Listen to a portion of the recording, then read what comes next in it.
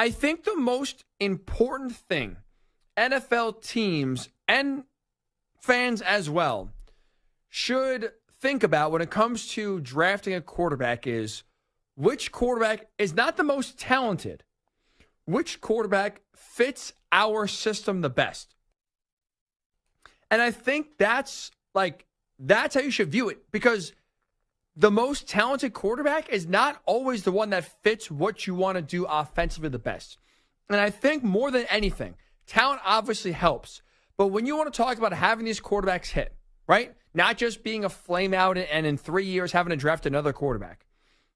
If the quarterback you draft in the first round, you want to truly succeed, you want to be your franchise guy for the next decade, the best way to ensure that is by drafting the quarterback that fits your teams the best. So what I want to do is give you my predictions, give you my thoughts on which quarterback in the draft fits which team the best. And therefore, I think, have the most possible success they can have in their career. Let's have a little bit of a fun here. Okay, let's start with the Bears. This one's obvious. The best fit for the Bears is Caleb Williams. He's the best quarterback, right, in the draft. But again, he also fits that offense of you need a dynamic playmaker. That's what Caleb Williams is. Chicago's never had a franchise quarterback, and I think more than anything, it's not just the talent with Caleb Williams, it's the attitude. I know a lot of people look at what Caleb Williams says, how he acts, and view it as cocky, view him as arrogant, view it as a red flag. I disagree. I think, especially for a quarterback going to Chicago, where literally every single quarterback there has failed in the sense of being a franchise guy and being a consistent long-term great quarterback, it's never happened in Chicago. They've never had a franchise guy. I don't think just having a normal, mild-mannered quarterback is how you're going to succeed in Chicago. I think the arrogant attitude, if you will, I like to call it confident attitude that Caleb Williams has is going to work perfectly. He is by far the best fit for the Bears, and therefore I think the quarterback that is going to have the most success in Chicago. Let's look at the Commanders. What quarterback fits the Commanders best at that number 2 pick? My answer is Jayden Daniels. A few reasons why. Number one, he is a dynamic playmaker that has the right offensive coordinator in place. Cliff Kingsbury is a guy. Now, look, I got questions about Cliff. I had him a lot more as a head coach. I don't think he's a very good head coach. Now he's just calling the plays, and that responsibility is off his plate. But you look at what made Cliff Kingsbury successful in both college and the NFL, it is one of those dual threat quarterbacks that can make a lot of plays, make a lot of explosive, splashy plays. That's Jayden Daniels. You saw it at LSU, right, last year on his way to winning the Heisman Trophy. This is a guy that can beat you with his arm, can beat you with his legs, can beat you in the pocket, can beat you outside the pocket. He is dynamic. He brings a level of explosiveness that the Commanders have not had at the QB position really since RG3 was there. And so you look at what Jayden Daniels' skill set is, along with what is in place, right? Because that's also part of fit. It's not just what the quarterback can do. It's also what does that team have in place to help support the quarterback. You have, if you're Washington right now, in place, Terry McLaurin, one of those guys that's like a lean-on-me receiver. Like him and Jayden Daniels are going to be best friends. Terry McLaurin is extremely reliable. Every third down, I'm sure, if you're Jayden Daniels, your first read is, well, where's Terry? That's a guy I can trust. That's a guy I know that's going to be open and catch the ball when I throw it to him. He is a very reliable receiver. You also add on top of that Jahan Dotson, who's an explosive playmaker, especially deep as well. We saw Jayden Daniels make a ton of splash plays, throwing the ball deep last year, whether it's Brian Thomas Jr., Malik Neighbors, etc.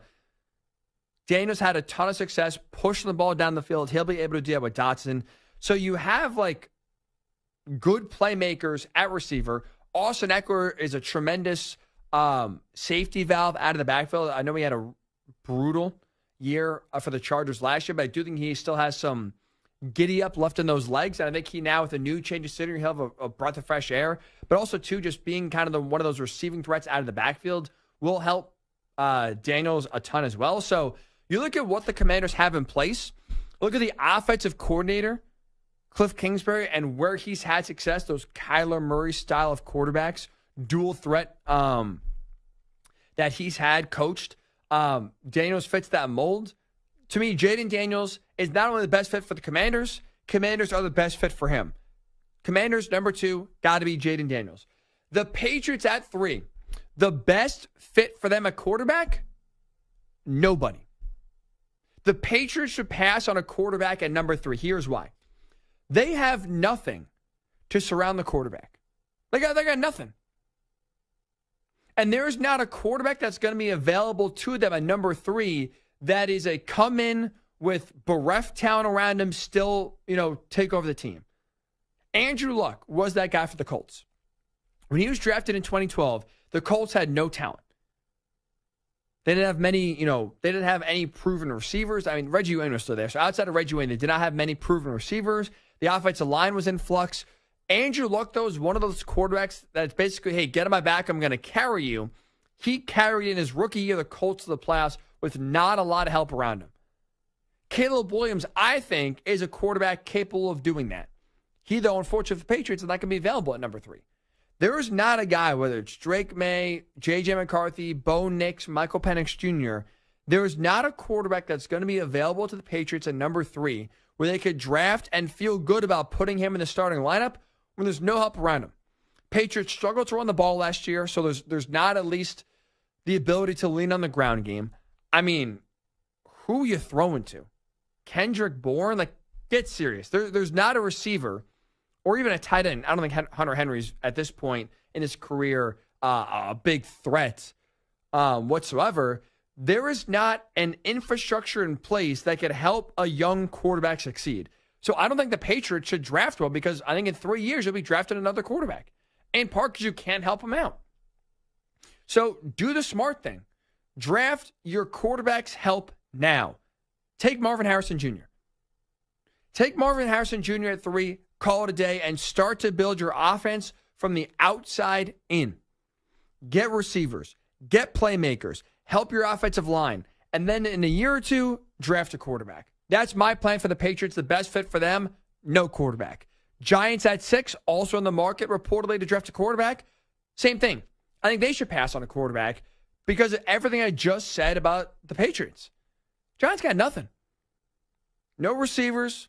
Their best running back in Saquon Barkley left to your division rival, the Eagles. Your best tight end, Darren Waller, is flirting with retirement. And there's still a chance that Darren Waller has played his last snap in the NFL. Apparently, he's still contemplating whether he wants to play or not. What are we doing? And even still, that's a guy that you can't rely on if you're the Giants to stay healthy, because he's had a lot of injury problems in recent years. And if he's not on the field, that's a big loss. So I don't think the Giants are in a position right now to draft a quarterback. That's lunacy. Even if you're going to draft a quarterback and have Daniel Jones play this year, and then have your rookie quarterback play next year as a starter in 2025, you still got nothing around him. Take this opportunity at pick number 6. Draft help. Draft a receiver. Marvin Harrison Jr., I don't think is going to be there at 6. If he is, you take him and don't even think twice. Rome Odunze, you draft him, move on. Malik Neighbors, you draft him, move on. I would even consider, if I'm the Giants, drafting Brock Bowers. I would go for offensive elite talent and start to get some sort of talent in the pool. So that way, if you want to draft a quarterback next year, make a trade for a quarterback, sign a free agent, whatever opportunity could be out there for you, you at least have some sort of talent ready to go to help make that quarterback's transition easier, or make yourself attractive to a quarterback that wants to come play for your team. Giants, I don't think right now there's a quarterback that fits them at number 6 that's worth them drafting. For the Vikings, I think the best fit for them is J.J. McCarthy. Look, I am not, and if you listen to the show before, you know this to be the case. I'm not a big J.J. McCarthy fan. I didn't see it at Michigan. I think to me, he's a quarterback that was helped out by the talent around him. He did not elevate the players around him. He instead was elevated by the talent around him. And that's a really bad quality to have. You want your quarterback to elevate everyone around him, not vice versa. I think J.J. McCarthy, his boat was lifted by high tide. He was not the high tide himself. So I have a lot of questions about McCarthy. But again, this is not a segment of, well, who's the best quarterback? This is best fit. Here is why J.J. McCarthy is the best fit for the Vikings who are in the quarterback market. Number one, Kevin O'Connell is a very bright and creative offensive mind. I think he is looking for a quarterback that's a dual threat. He's had Kirk Cousins, and even before that when he was in L.A., he had Jared Goff. More statues, right? They're more pocket passers. They're not dual threat guys. But with the creativity that Kevin O'Connell has, he's able to run so many more plays and create new schemes if you have a quarterback that not only can win from the pocket, but also make plays outside the pocket, make plays with his legs. So I do think the Vikings are in the market for a mobile quarterback. That is J.J. McCarthy. He makes plays with his arm. He makes plays with his legs. Also, why I think McCarthy is a good fit for this Vikings team is McCarthy does need, he needs a run game to rely on. He's not someone that's going to come in and throw the ball 40 times a game like Joe Burrow can do or Josh Allen can do and win games that way. He needs run game and then to work off play action. And you look at the Vikings. They added Aaron Jones, so now you have a real threat at running back. They've had no running game really since. That's not true. Dalvin Cook was solid, but now I think you have an upgrade at running back with Aaron Jones, and you look at play action. Kevin O'Connell is someone that loves calling play action passes. Last year, let's just go back 1 year. Before Kirk Cousins got hurt, he had 84 play action pass attempts. Now, if we just pretend in a world where Kirk didn't get hurt and we project out if he played 17 games, that would have meant Kirk Cousins would have had 180 play action pass attempts. That would have been number one in the NFL. Most of any quarterback in the league. So Kevin O'Connell loves to run an offense based off play action. You could run the ball with Aaron Jones and have your quarterback, use that threat to his advantage. J.J. McCarthy had a lot of his success at Michigan off play action. Leaning on the run game, and then when defenses sell it to stop the run, making them pay. It's the perfect marriage. The Vikings do what J.J. McCarthy did a lot at Michigan. And in terms of what Kevin O'Connell is looking for, athletically, he fits the mold as well. So I think for me, the best fit for the Vikings at quarterback, it's J.J. McCarthy. Best fit for the Broncos, they're on the quarterback market. I think it's Bo Nix. Think about what a quarterback is asked to do in a Sean Payton offense. He's the point guard, right? Think about it with Drew Brees. They had a ton of success for 15 years. Drew Brees was not an athletic threat. He didn't even throw the ball deep a lot. It was get the ball, 5-yard slant.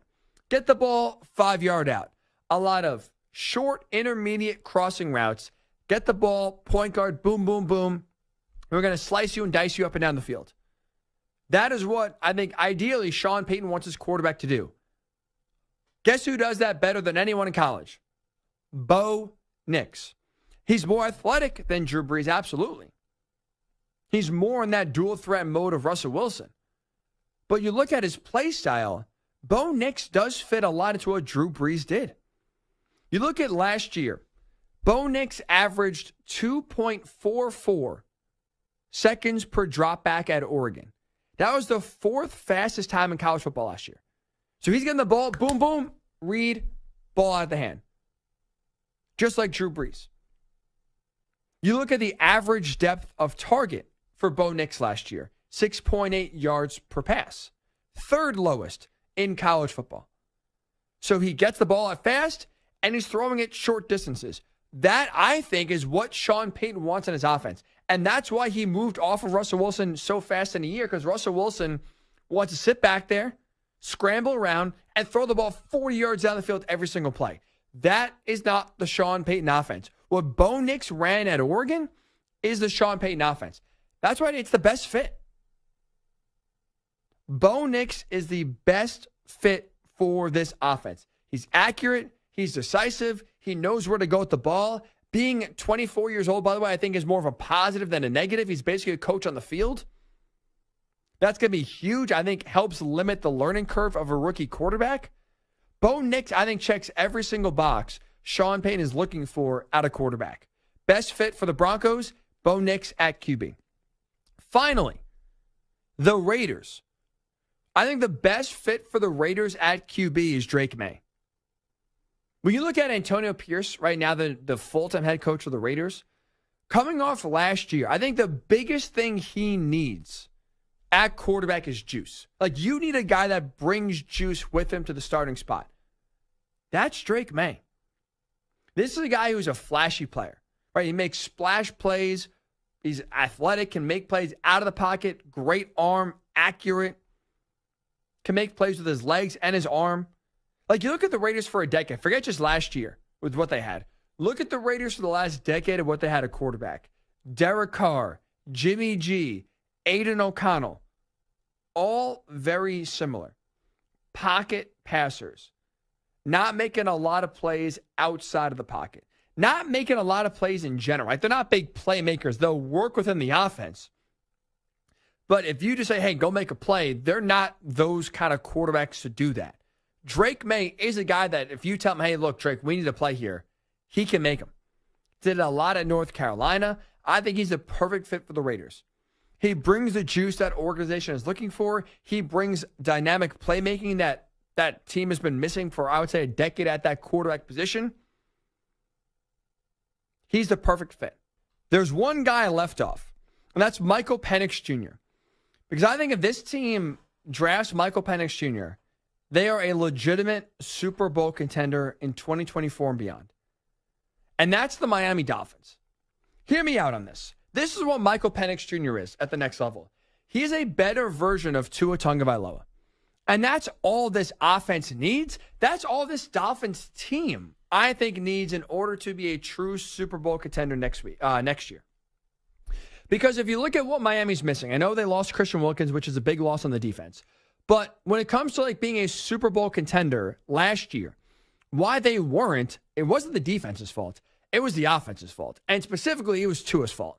Because in every big game they played against a team above 500 or a playoff caliber team, Tua folded.